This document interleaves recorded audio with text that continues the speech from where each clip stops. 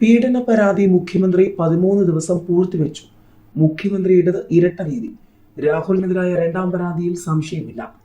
CPM മുൻ MLA-ക്കെതിരായ ലൈംഗിക പീഡന കേസിൽ മുഖ്യമന്ത്രി പിണറായി വിജയൻ ഇരട്ട നീതിയാണ് സ്വീകരിച്ചതെന്നും 13 ദിവസം പരാതി പൂഴ്ത്തിവെച്ചതിന്റെ കാരണം വ്യക്തമാക്കണമെന്നും പ്രതിപക്ഷ നേതാവ് VD സതീശൻ ആവശ്യപ്പെട്ടു.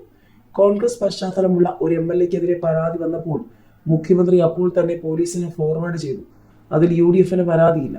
അങ്ങനെ തന്നെയാണ് ചെയ്യേണ്ടത്. എന്നാൽ CPM സഹയാത്രികനായ മുൻ MLA PT കുഞ്ഞുമുഹമ്മദിനെതിരെ ഒരു യുവതി നൽകിയ പരാതി മുഖ്യമന്ത്രിയുടെ കയ്യിൽ കിട്ടിയത് നവംബർ 27-നാണ്.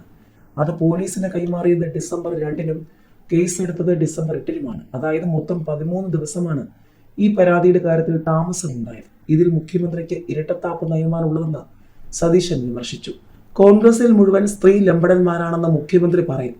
അദ്ദേഹത്തിന്റെ മന്ത്രിസഭയിൽ എത്ര പേർ ലൈംഗിക അപവാദ കേസുകളിൽ പെട്ടവരായിട്ടുണ്ട്? മുഖ്യമന്ത്രിയുടെ ഓഫീസിലും മന്ത്രിസഭയിലും ഇടതുപക്ഷ MLA-മാരുടെ കൂട്ടത്തിലും ലൈംഗിക അപവാദ കേസിൽപ്പെട്ട എത്ര പേരുണ്ട് എന്നെന്ന് പരിശോധിക്കുന്നത് നന്നായിരിക്കുമെന്നും സതീശൻ പറഞ്ഞു. ഗെയിൽ സമരവുമായി ബന്ധപ്പെട്ട് VM സുധീറിനെതിരായും PK കുഞ്ഞാലിക്കുട്ടിക്കെതിരായും മുഖ്യമന്ത്രി പ്രസ്താവനകൾ നടത്തിയിരുന്നു. 2017-ൽ നടന്ന സമരത്തെ പോലീസ് ക്രൂരമായി അടിച്ചമർത്തിയെങ്കിലും അന്നത്തെ വ്യവസായ മന്ത്രി AC മൊയ്തീൻ ചർച്ച നടത്തുകയും പോലീസിനെ താക്കീത് ചെയ്യുകയും ചെയ്തു. തുടർന്ന് മുഖ്യമന്ത്രി വിളിച്ച യോഗത്തിൽ സമരക്കാരുടെ മുഴുവൻ ഡിമാൻഡുകളും അംഗീകരിച്ചു. ഉമ്മൻചാണ്ടിയുടെ കാലത്ത് ഗെയിലിന്റെ പൈപ്പിടാൻ നേരത്ത് ഇത് ഭൂമിക്കടിയിൽ കുഴിച്ചിട്ട ബോംബാണെന്ന് പറഞ്ഞ ആളാണ് ഈ പിണറായി വിജയൻ മന്ത്രിസഭയിലെ മന്ത്രിയെന്നും സതീശൻ ഓർമ്മിപ്പിച്ചു. നടി ആക്രമിക്കപ്പെട്ട കേസിൽ പ്രോസിക്യൂഷൻ അപ്പീൽ പോകേണ്ട കേസാണെന്നും UDF-ന്റെയും കോൺഗ്രസിന്റെയും നിലപാട് അതുതന്നെയാണെന്നും സതീശൻ വ്യക്തമാക്കി.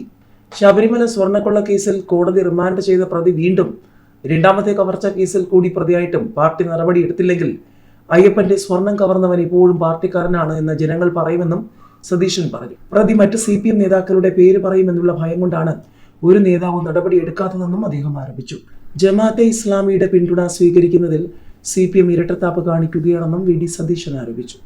42 കൊല്ലം ജമാഅത്തെ ഇസ്ലാമിയുടെ പിന്തുണയോടുകൂടി തെരഞ്ഞെടുപ്പിനെ നേരിട്ട കക്ഷിയാണ് ഇടതുപക്ഷവും CPM-ഉം. MV ഗോവിന്ദൻ ഉൾപ്പെടെ എല്ലാ പ്രാവശ്യവും നിയമസഭയിലേക്ക് വന്നത് ജമാഅത്തെ ഇസ്ലാമിയുടെ പിന്തുണയോടുകൂടിയാണ്. വെൽഫെയർ പാർട്ടിയുടെ പിന്തുണ UDF സ്വീകരിച്ചിട്ടുണ്ട്. 42 വർഷം CPM-ന് ആ പിന്തുണ സ്വീകരിക്കാം, കോൺഗ്രസിന് പാടില്ല. 2016-ൽ ദേശാഭിമാനി മുഖപ്രസംഗം എഴുതിയത് ജമാഅത്തെ ഇസ്ലാമിയുടെ പിന്തുണയിൽ അഭിമാനിക്കുന്നുവെന്നാണ്. ഞങ്ങൾക്കൊരു അകൽച്ചയുമില്ല.